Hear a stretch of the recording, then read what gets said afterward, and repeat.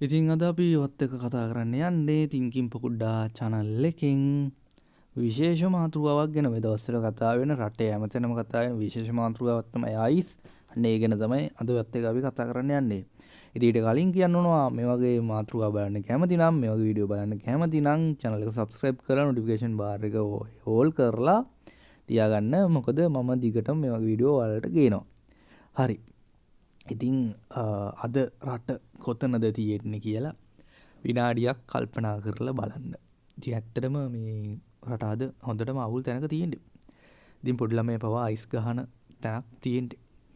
ඉතින් මේ අයිස් ගැන කතා කරා මම දැන් මේක කෙටියෙන් කියලා ඉවර කරන්නම්. ඇත්තටම මේක මේ ලංකාව වගේ රටකට ආවේ කොහොමද කියනවනම් මුහුදු මාර්ගයෙන් තමයි ඉස්සර වෙලා මේක ආවේ. දැන් ඉතින් ලංකාවෙත් ඕක නිෂ්පාදනය කරනවා. එතකොට මේ අයිස් ගැහුවම මේ මොකද්ද වෙන්නේ? එන ආතල් මේ වැඩේ ආතල්.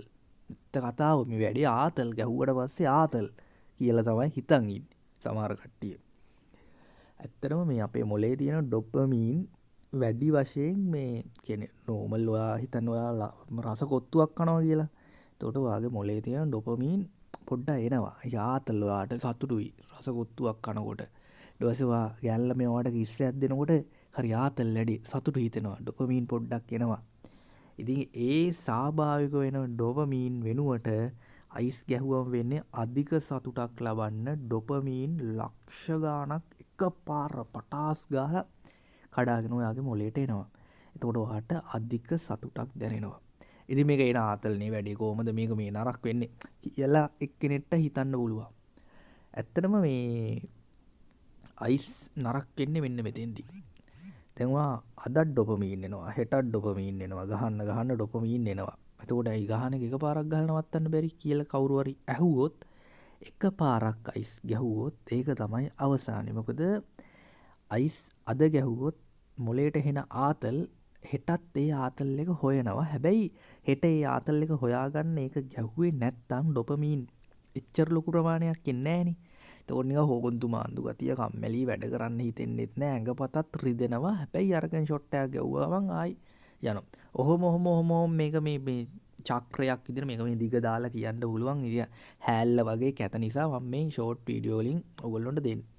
මේක දිග දාලා ඩේලි ගන්න ඕන. ඩොපමීන් නැත්තම් ඉන්න බෑ නිකන් සික් එක වගේ මේ. ඊට පස්සේ ඩොපමීන් ස්වාභාවිකව එන්නේ නැහැ. කොත්තුවක් කෑවත් නැහැ. ආතල්ලයක් කෑල්ල කිස් එකක් දුන්නක් ආතල්ලයක් නැහැ. අයිස්ම තමයි ගැහුවොත් තමයි ආතල්ලක තියෙන්නේ. ඊට පස්සේ අවසානයේ ඒ ගහන මිනිහා දඬවා මේක මට අහිත කරයි. ටීවී වලත් කියනවා, අරේත් කියනවා, මේත් කියනවා, Facebook එකත් කියනවා, අරේත් කියනවා, YouTube channel වලත් කියනවා, මේ තින්කින් පොඩ්ඩක් කියනවා මේක මට අහිත කරයි.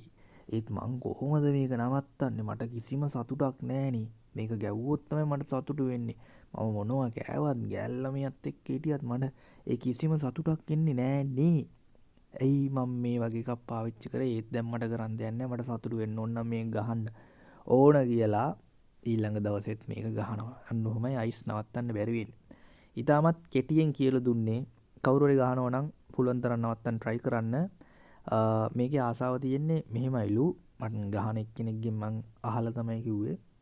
නවත්තන්න පුළුවන්ලු. සතියක් දැන් නවත්තන් ඉන්න පුළුවන්ලු. ඒ කවුරු හරි ගහන තැනක් දැක්කොත් හරි මේ ගහන තැනක හිටියොත් හරි ආයෙ ගහන්න ආස හිතෙනවලු.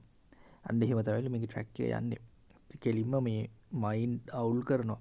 ඉතින් ඉක්මනට ඊළඟ වීඩියෝ එක හම්බෙන්න තුරු channel එක subscribe කරලා notification all කරලා තියාගන්න.